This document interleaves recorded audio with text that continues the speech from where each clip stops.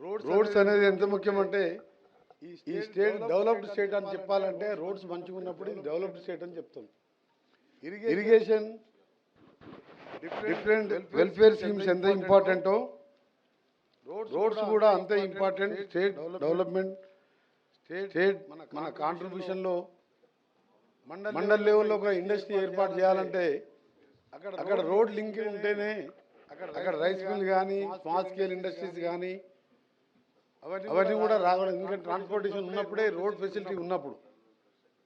దాంతోపాటు district head క్వార్టర్లో industries రావాలన్నా మండల్ హెడ్ క్వార్టర్కి వెళ్ళి విలేజర్స్కి డిస్టిక్ హెడ్ క్వార్టర్లో డబుల్ రోడ్ ఉన్నప్పుడే ఇండస్ట్రీస్ కానీ అక్కడ వచ్చే ఎంప్లాయ్మెంట్ కూడా అవకాశాలు ఎక్కువ ఉంటాయి.